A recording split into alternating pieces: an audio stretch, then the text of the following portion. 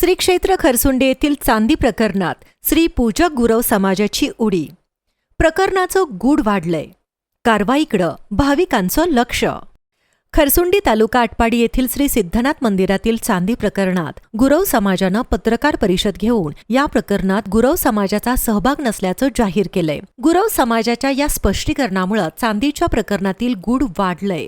श्री क्षेत्र खरसुंडी येथील श्री सिद्धनाथ मंदिरामध्ये शिवाजीराव पाटील देवी खिंडी या भाविकानं सुमारे 25 वर्षांपूर्वी मुख्य गाभाऱ्यातील 2 खांबांना 24 किलो चांदी अर्पण केली होती. मात्र सदरची चांदी गेल्या काही महिन्यांपूर्वी गायब असल्याचं भाविकांच्या लक्षात आल्यावर त्यांनी श्रीनाथ देवस्थान ट्रस्टला याबाबत जाब विचारला असता ट्रस्टने उडवाउडवीची उत्तरं दिली.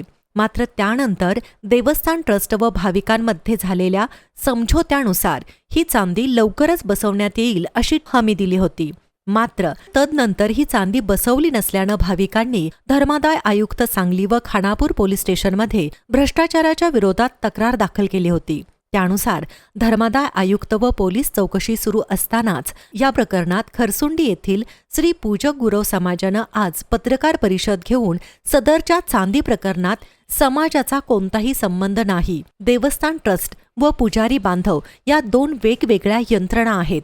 त्यामुळं देवस्थान ट्रस्टच्या कारभारामुळं गुरव समाज नाहक बदनाम होत असल्याची भूमिका त्यांनी मांडली. दरम्यान काही दिवसांपूर्वी देवस्थान ट्रस्टने संबंधित खांबाची मापे घेऊन लाकडी साचा तयार केला असून त्यावर चांदीचे नक्षीकाम सुरू केल्याचं सांगण्यात आलंय.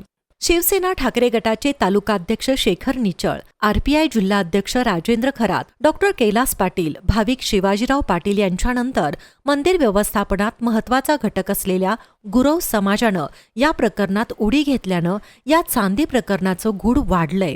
गुरव समाजाच्या या पवित्र्यानंतर धर्मादाय आयुक्त व पोलीस चौकशीत होणाऱ्या कारवाईकडं आता भाविकांचं लक्ष लागलंय.